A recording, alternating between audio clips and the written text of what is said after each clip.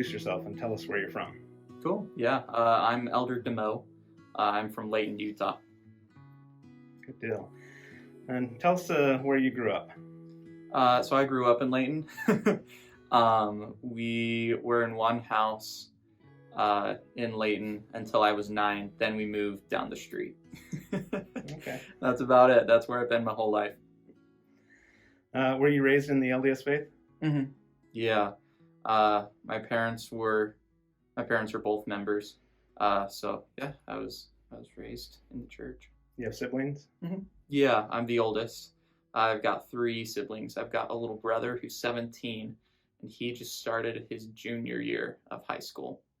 And then I've got 2 little sisters. One of them is 12. She'll turn 13 tomorrow. And the other one is 11. And they're in elementary school. Why did you decide to serve a mission?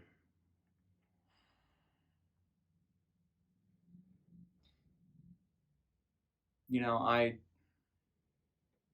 knew that the gospel was good, and it helped me a lot, especially getting through high school. Having those strong morals and beliefs helped me to avoid all of the other things that caught up other people, and I was able to have a strong foundation so that when, like Helaman 5:12, when those shafts in the whirlwind come, I wasn't moved because I had that rock built. And I knew that the gospel was good and that other people should have it too, because it helped me a lot. For someone who may not know what missionary work is and what it's like, what do missionaries do? So what we do is we invite people to come unto Jesus Christ. We, as missionaries, are representatives of Jesus Christ and try to be an example and bring people into Christ and share with them the same joy that we have in the gospel. Because the gospel, it's a gift. It means good news. It's what the word gospel means. So we're spreading the good news of Jesus Christ, that he lives and that he cares for you, and that that God still speaks to us today, that he hasn't left us. What's your favorite part about being a missionary? Teaching, for sure.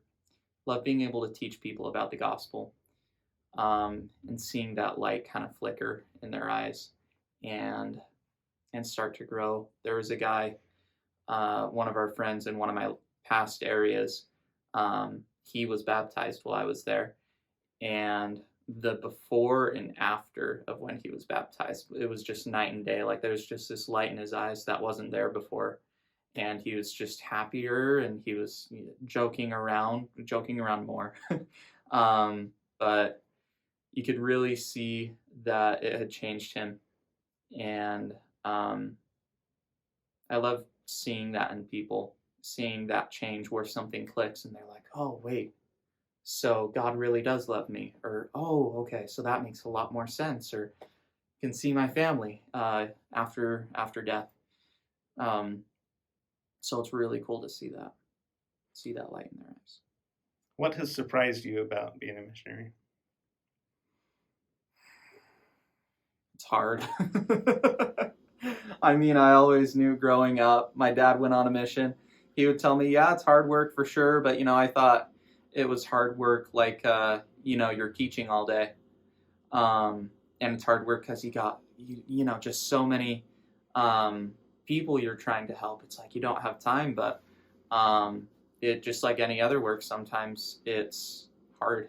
It's not all fun and games, which is kind of how it's supposed to be. There was a devotional that Elder Holland gave at the MTC once, and he was kind of talking about why missions aren't easy, and why, he said, why don't missionaries, the only problem in the mission field is that they get pneumonia from being in the baptismal font all day.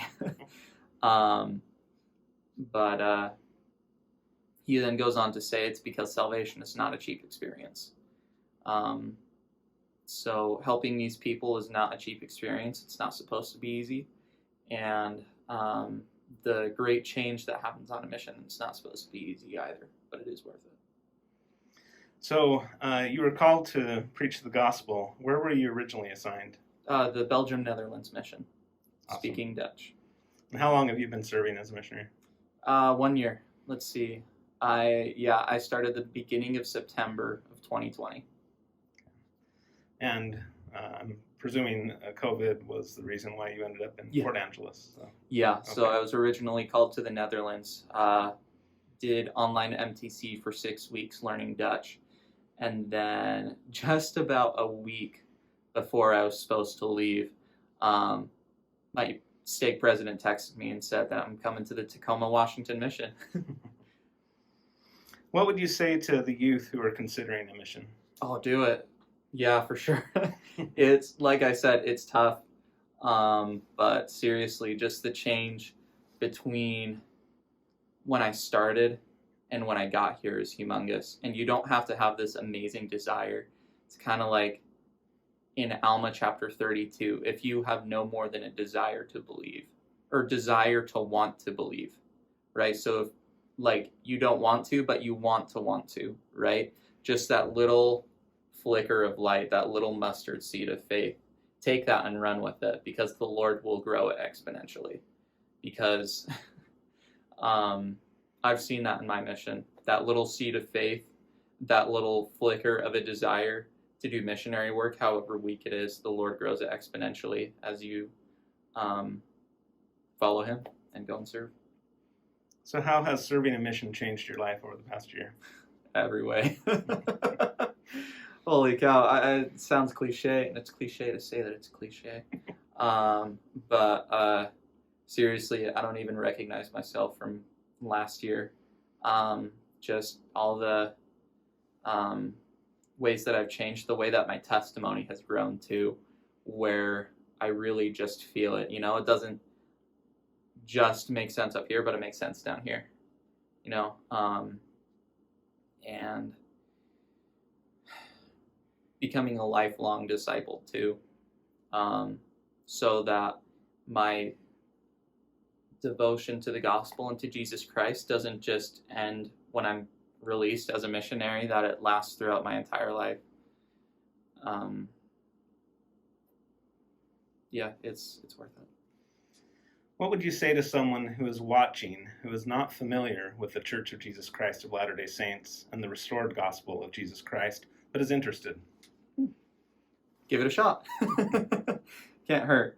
The Lord says that if something has good fruits, know it by its fruits, basically. So if there's a tree and it's giving forth good fruit, then it's a good tree. And if it's giving forth bad fruit, then it's a bad tree. So the only way that you're going to know if the Church of Jesus Christ of Latter-day Saints is God's kingdom on the earth, you got to give it a shot. You got to act on that little desire, right? And just so long as there's a little desire there to know, even just curious if the church is true, if there's something there, there's just a little flicker for you, give it a shot, because it's worth it to know. Can you share your testimony in Dutch with us? Oh, deerlijk. Ja, ik geloof dat Jezus Christus de heiland is. En ik ben zo dankbaar voor mijn zending, omdat ik zoveel van Jezus Christus en God heb geleerd. Het evangelie van Jezus Christus is mooi. En ik heb de vruchten van het evangelie in mijn leven gezien. En ik getrouw aan u en ik weet dat dit de ware kerk van Jezus Christus is en dat God van ons houdt. En ik weet dat God heeft een profeet op de aarde vandaag, omdat God van ons houdt. God is onze hemelse Vader en hij wil dat we meer dicht bij hem worden. Ik geloof al deze dingen en ik ben zo dankbaar voor het evangelie, omdat het mijn leven voor altijd heeft veranderd. En ik zeg deze dingen in de naam van Jezus Christus. Amen. Amen. Goed zo, Elder. Dank je. So what if someone here in Port Angeles finds this video and would like to get in contact with the missionaries? How can they do that? Well, local church building. It's up on Monroe Road. You can find it on Google Maps. If you see us walking around, you can catch us. But you can also go to the churchofjesuschrist.org website, and that'll help you get in contact with us. We'd love to see you.